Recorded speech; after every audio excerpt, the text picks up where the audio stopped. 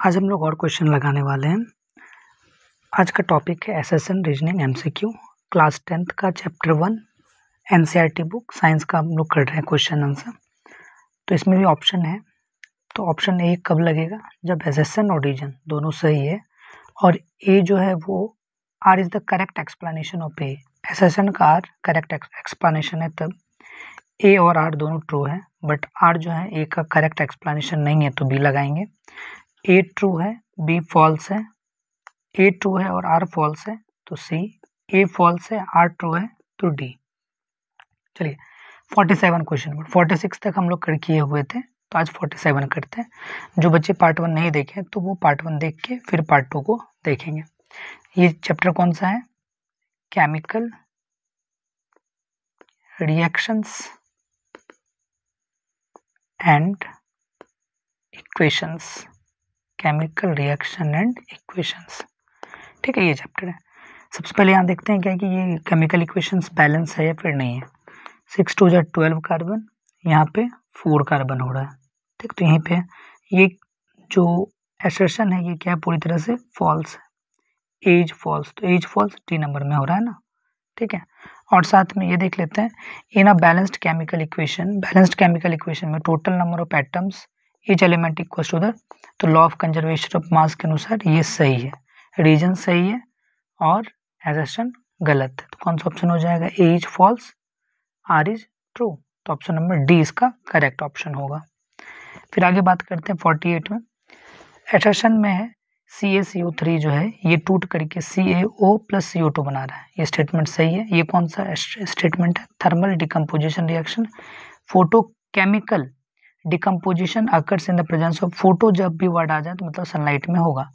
But ये भी सही है, ये भी सही है, बट रीजन एसर्शन का करेक्ट एक्सप्लेनेशन नहीं है, क्योंकि यहाँ पे थर्मल डिकम्पोजिशन हो रहा है, यहाँ पे फोटोकेमिकल डिकम्पोजिशन है, तो दोनों सही है, ए और आर सही है, बट आर जो है करेक्ट एक्सप्लेनेशन नहीं है ए का, ठीक है। तो उस कंडीशन में कौन सा ऑप्शन हो जाएगा? ऑप्शन नंबर बी इसका करेक्ट ऑप्शन होगा, ठीक है। अब हम लोग आगे बात करते हैं कौन सा 49 को देखिए, जल्दी फटाफट पढ़िए, ट्राई कीजिए, जब तक नहीं करोगे तब तक नहीं आएगा समझ में, ठीक है। तो 49, quicklime reacts vigorously with water. Quicklime जो है, क्विकलाइम समझ रहे हैं ना, CaO, ये वाटर के साथ रिएक्ट करता है तो क्या बनाता है? ये CaOH का होल 2 बनाता है, ठीक है। तो ये large amount of heat produce करता है, तो ये सही है। और साथ साथ इसके साथ क्या निकलता है? एनर्जी भी निकलता है। तो ये जो एनर्जी है बहुत ही ज़्यादा एनर्जी निकलता है, किसके फॉर्म में? हीट के फॉर्म में, ठीक। तो ये कौन सा रिएक्शन होगा? एक्सोथर्मिक रिएक्शन है।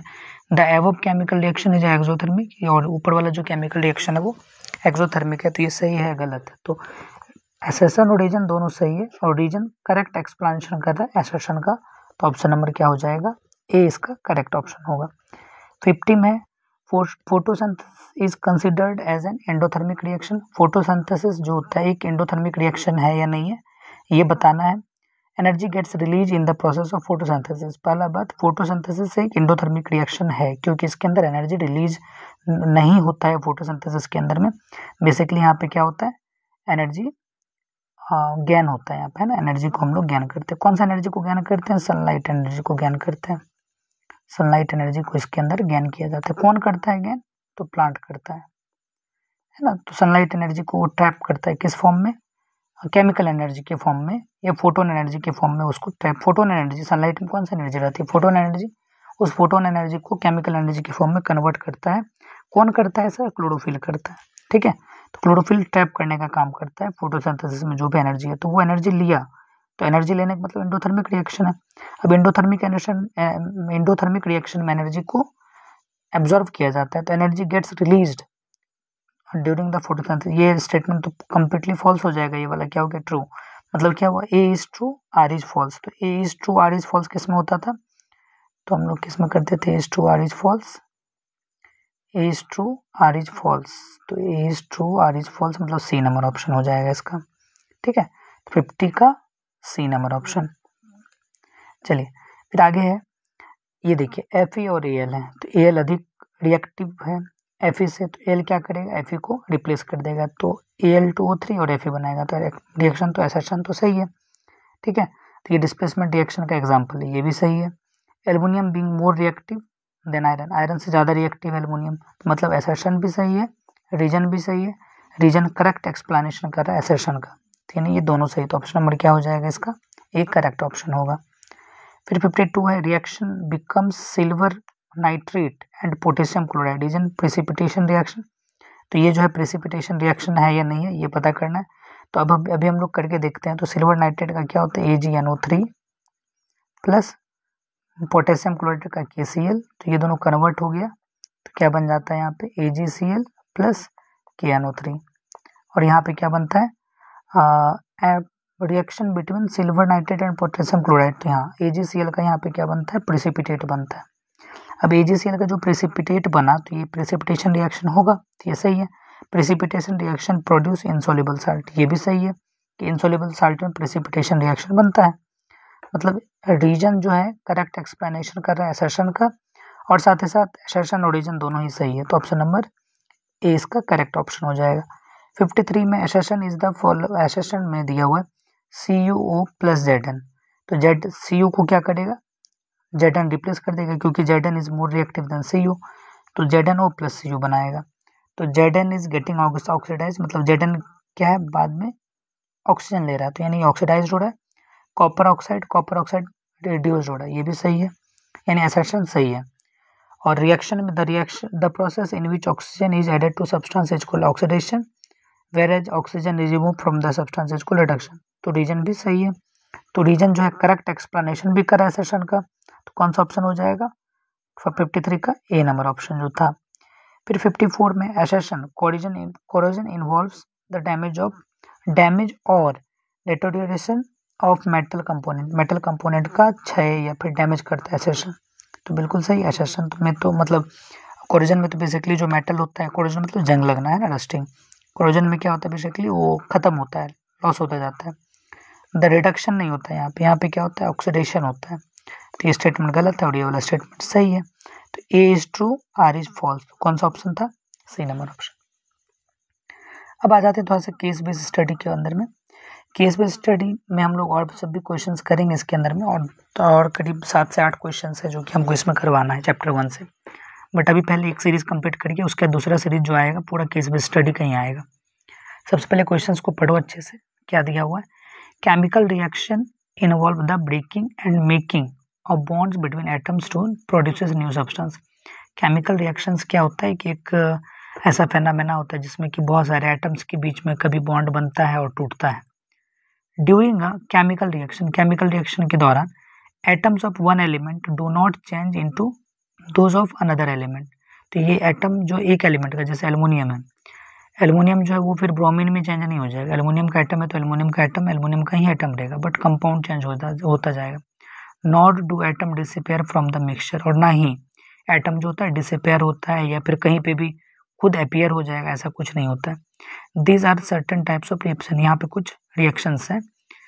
Reactions in which single product is formed two or more reactant is known as combination reaction का डेफिनेशन लिखा गया, जब 2 या मोर देन 2 प्रोडक्ट जो है मिलके एक नया प्रोडक्ट बनाता है। Decomposition reaction in which compound break down into simple substance, जिसमें कि कोई भी कंपाउंड जो होता है वो हीट देने पे या फिर सनलाइट देने पे या इलेक्ट्रिसिटी देने पे वह 2 या मोर देन 2 सब्सटेंस में टूट जाता है। Displacement and the double displacement reaction are one in which an atom or a group of atom is replaced by another. Displacement या डबल डिस्प्लेसमेंट रिएक्शन में क्या होता है कि यहाँ पे आयन का एक्सचेंज होता है, या तो फिर एक एटम क्या करता है अपने से जो लेस रिएक्टिव एलिमेंट है उसको रिप्लेस कर देता है, ये भी सही है। अ double displacement reaction usually occurs in the solution and one of the product being insoluble. Double displacement reaction में नॉर्मली क्या होता है, ये सॉल्यूशन में होता है, और रिएक्शन होने के बाद दो में से एक प्रोडक्ट होता है जो कि वो इनसॉल्युबल होता है, जिसको हम लोग प्रेसिपिटेट बोलते हैं, और उसको सॉलिड के फॉर्म में रहता है, तो उसको हम लोग जो सॉल्यूशन रहता है सॉल्यूशन से सॉलिड को सेपरेट कर लेते हैं। Another of reaction is redox, इसमें रेडॉक्स रिएक्शन भी है, जिसमें कि ऑक्सीडेशन मतलब ऑक्सीजन का एडिशन और हाइड्रोजन का रिमूवल, रिडक्शन हो गया एक जिसमें ऑक्सीजन का रिमूवल और हाइड्रोजन का एडिशन ये होता है। तो अब यहाँ पे question, which of the following हाँ, reaction involve the combination of two element, दो एलिमेंट का कॉम्बिनेशन है। तो यहाँ पे देखिए ये एलिमेंट नहीं है, ये कंपाउंड है, ये भी कंपाउंड है, ये भी कंपाउंड है, ये एलिमेंट है माने चलते, बट कंपाउंड एलिमेंट है, ये भी कंपाउंड है, ये भी कंपाउंड है। तो एलिमेंट कौन है? सोडियम एलिमेंट है, ऑक्सीजन एलिमेंट है, दोनों कंबाइन होके Na2O बनाए। तो ऑप्शन नंबर क्या हो जाएगा इसका? बी। फिर आगे consider the reaction Fe2O3 Al है, तो Al क्या करेगा?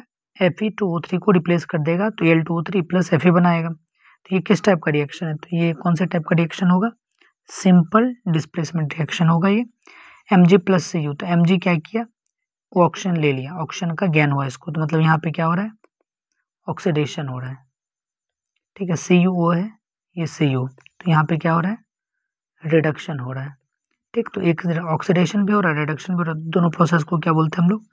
रेडॉक्स रिएक्शन के नाम से जानते हैं। तो ये क्या है? पहला रेडॉक्स रिएक्शन है। और दूसरा क्या है? और एक चीज़ है इसके अंदर कि Mg, एक सेकेंड, Mg क्या है? Cu से अधिक रिएक्टिव है, तो Mg क्या करेगा? Cu को रिप्लेस करके MgO प्लस Cu बनाएगा। तो ये तो ऑक्सीडेशन और रिडक्शन दोनों, तो रेडॉक्स तो है ही, साथ साथ ये क्या है? डिस्प्लेसमेंट रिएक्शन भी है, डिस्प्लेसमेंट रिएक्शन भी है। तो डिस्प्लेसमेंट रिएक्शन 2 और रेडॉक्स रिएक्शन 5, तो 2 और 5 दोनों किस में है? 2 और 5 सी नंबर में। विच of the following is an decomposition reaction, में से कौन डिकम्पोजिशन रिएक्शन है ना? इज अ डिकम्पोजिशन रिएक्शन, कौन डिकम्पोजिशन रिएक्शन है? तो HgO जो है दो भाग में टूट गया है, एक सिंगल सब्सटेंस दो पार्ट में टूटा है, एक सिंगल सब्सटेंस टू पार्ट में टूटा है, मतलब ऑल ऑफ द एबव होगा। Cu प्लस H2, तो Cu क्या कर रहा है बाद में? Cu अकेले छोड़ रहा है, तो यहाँ पे क्या हो रहा है? रिडक्शन हो रहा है। H है तो ऑक्सीजन आ रहा है, तो यहाँ पे क्या हो रहा है? ऑक्सीडेशन हो रहा है। तो ऑक्सीडेशन और रिडक्शन दोनों साथ साथ हो रहा है, तो इसी को क्या बोलते हैं हम लोग? रेडॉक्स रिएक्शन के नाम से जानते हैं। चलिए अब है नेक्स्ट क्वेश्चन 56 नंबर में, एक मैग्नीशियम रिबन X है, ठीक है। इसको PQRS 4 स्टूडेंट्स के द्वारा लिया गया। They cleaned it by sandpaper 2 centimetre, 2 centimetre का एक मतलब सैंड पेपर से उसको साफ करता है। 2 centimeter X and a piece of coat of Y, Y जो है पीस ऑफ कोट हुआ है, मतलब वो जो पीस है ना Y जो है, इसको क्या किया जाता है? ग्लास में लाया जाता है 4 स्टूडेंट्स के द्वारा। On burning X and Y, जब दोनों को जलाया जाता है तो यहाँ पे कुछ ऑब्जर्वेशन है। तो जब P स्टूडेंट X को जलाता है तो ये वाइट प्रोड्यूस करता है, और जो रेसिड्यू बचता है, मतलब जो बच जाता है, जल के जो बचेगा वो ग्रे से ऐश होता है। और येलो मतलब Y वाला को जलाता है तो येलो से बचता है और ब्लैक ऐश होता है, ठीक है। उसी टाइप से Q भी अपना प्रैक्टिकल कर रहा है X और Y के साथ, R भी अपना प्रैक्टिकल कर रहा है, S भी अपना प्रैक्टिकल कर रहा है, ठीक है। तो ये सब चीज़ें हो रही है, ठीक। तो आपको ये पता करना है कि क्वेश्चन पहले पढ़ लेते हैं ना। विच of the correct observation made by the student, जब हम लोग कोई भी मैग्नीशियम रिबन को जलाते हैं तो वो डेजलिंग वाइट कलर का फ्लेम बनाता है, डेजलिंग वाइट कलर का। डेट्स हम लोग उसको पटाखा सब में या फिर क्रैकर सब में यूज़ करते हैं।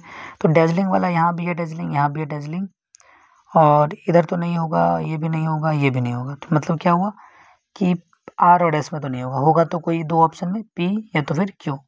दूसरा बात, जब Y को जलाते हैं तो वो येलोइश मतलब जो फ्लेम है येलोइश है वो देता नहीं है, ठीक है। वो सूटी फ्लेम्स देता है, जिसको ब्लैक इज ग्रेस कलर का भी, ग्रे कलर का भी होता है। तो ऑप्शन नंबर क्या हो जाएगा? Q इसका सही आंसर होगा। तो Q है सवाल में, हाँ। Which magnesium ribbon burn it produces, sorry when magnesium ribbon, जब मैग्नीशियम रिबन को बर्न किया जाता है तो क्या निकलता है? वो तो मैग्नीशियम ऑक्साइड निकलता है। तो मैग्नीशियम ऑक्साइड कौन सा है? Option number B. फिर आगे magnesium ribbon must be cleaned before burning in air so as, मतलब कोई भी मैग्नीशियम रिबन को जब हम लोग बाहर में जलाते हैं ना, तो उसको जलाने से पहले हम लोग को क्या करना चाहिए? साफ कर लेना चाहिए उसको। क्यों करना चाहिए? क्योंकि जैसे ही वो आउटर इन्वायरमेंट के कांटेक्ट में आएगा तो ऑक्सीजन के साथ रिएक्ट करके क्या बना लेगा? MgO बना लेगा। तो MgO क्या है? MgO का लेयर बनने के बाद उसको जलाने में बड़ा दिक्कत हो जाएगा। तो ये चीज़ बोला गया, removal of layer of MgO का लेयर को हटाने के लिए ऐसा करते हैं। फिर रिमूवल लेवर ऑफ MgO2, तो ये तो नहीं होगा। रिमूवल डर्ट को हटाने के लिए ये भी नहीं होगा, रस्ट को नहीं। तो कौन सा ऑप्शन होगा? ऑप्शन नंबर ए, क्योंकि वो MgO मैग्नीशियम ऑक्साइड का एक लेयर बना लेता है ऑक्सीजन के प्रेजेंस में रहने पे।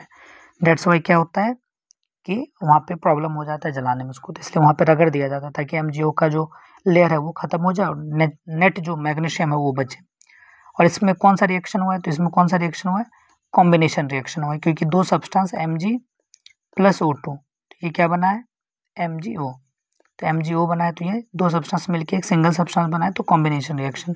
येलो फ्लेम सब्सटेंस क्या इंडिकेट करता है, तो हम लोग पढ़े थे 8th क्लास में कि येलो फ्लेम सब्सटेंस जो है वो दिखाता है कि इनकम्प्लीट कंबशन हुआ है, इनकम्प्लीट कंबशन, सी नंबर, ठीक है।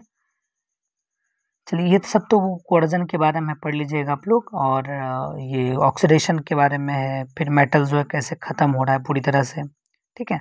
The corrosion of iron is also called, iron का कोरोजन को क्या बोलते हैं, रस्टिंग बोलते हैं। किस पे डिपेंड करता है, मॉइस्चर ऑक्सीजन के ऊपर डिपेंड करता है, ठीक है।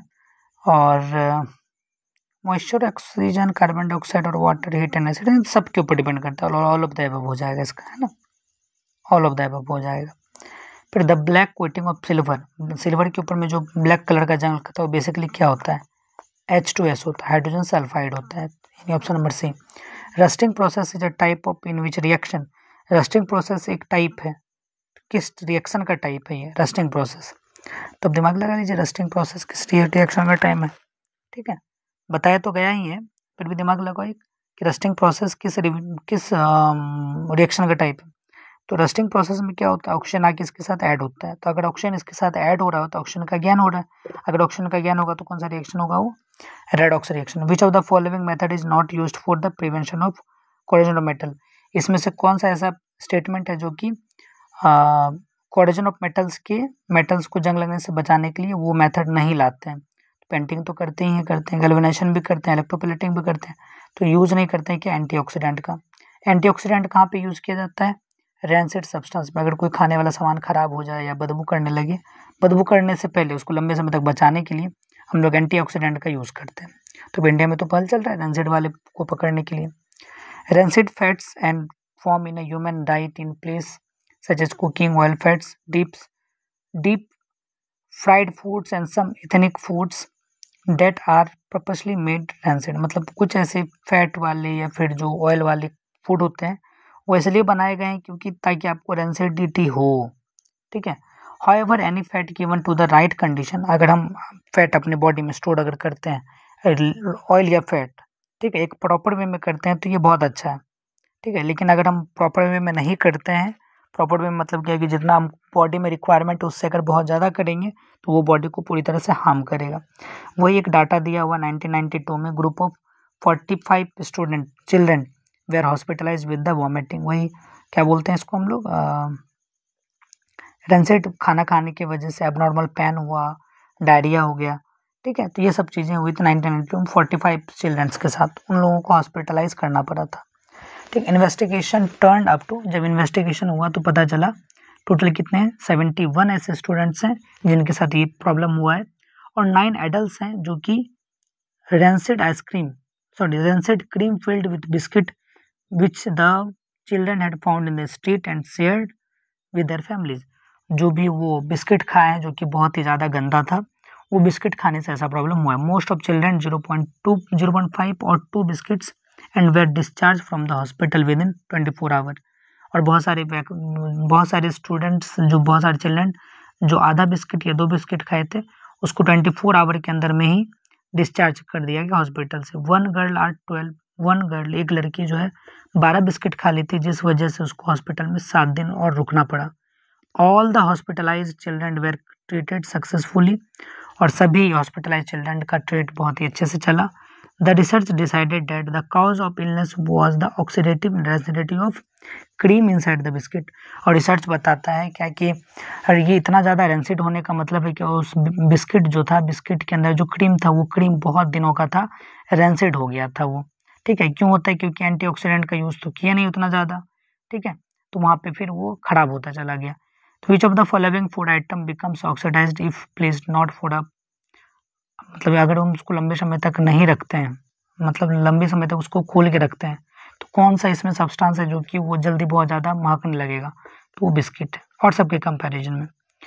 फिर आगे है यहाँ पे कौन सा रेंसिड फैट के इफेक्ट को बताने के लिए सही प्रॉपर तरीके से ऑप्शन दिया गया, oil and fat correctively sorry correctly store करना चाहिए, मतलब हमारी बॉडी में ऑयल का भी ज़रूरत है और फैट का भी ज़रूरत है, तो अगर हम करेक्ट वे में स्टोर करें तो अच्छी वाली बात है, ये तो होगा ही। हम लोग रैंसिड फैट से बचने के लिए क्या करते हैं, अवॉइड फूड, हम लोग फूड को अवॉइड करते हैं, ऐसे फूड को अवॉइड करते हैं जिसमें कि बहुत ज़्यादा बासी फूड हो, स्टाइल मतलब बासी फूड को अवॉइड करते हैं, तो ये भी सही है, ठीक है। और एंटीऑक्सीडेंट का तो यूज़ करते ही हैं, तो यानी 1 2 3 तीनों हो जाएगा, ऑल ऑफ द एबव इसका सही आंसर होगा। The fresh food becomes stale, जो अच्छा फूड होता है वह क्या हो जाता है, बासी हो जाता है। एंड टेस्टलेस और टेस्टलेस मतलब उसमें कोई स्वाद नहीं रह जाता है, कब ऐसा होता है, तो जब हम लोग उसको एयर के प्रेजेंस में बहुत लंबे समय तक रखते हैं, ठीक है। तो reaction of fat and oil, reaction of fats and oil take place, ये दोनों नहीं होगा। कोरिजन ऑफ फूड नहीं होगा। The reaction carbon dioxide and fat and oil presence in the food, ये सब सारा चीज़ क्या हो जाता है उसमें रिएक्शन में शामिल हो गया था, है ना। तीसरा, इसका तीसरा का क्या हो जाएगा, चौथा नंबर हो जाएगा। एक सेकेंड, ओहो, ऑक्सीडेशन ऑफ फैट्स एंड, है ना, फैट्स और ऑयल का क्या हो जाता है, ऑक्सीडेशन होता है, डेट्स वाई फ्रेश फूड भी क्या होता है, बासी हो जाता है। Which of the following is use to prevent rancidity, इसमें से कौन है जो कि रेंसिडिटी को रोकने का इस्तेमाल किया जाता है, रोकने के लिए इस्तेमाल किया जाता है, तो एंटीऑक्सीडेंट का यूज हम लोग करते हैं। The packed food item potato chips are flushed with their gas, तो पैक्ड फूड आइटम में कौन सा गैस को भरते हैं, तो नाइट्रोजन गैस को भरते हैं, ठीक है।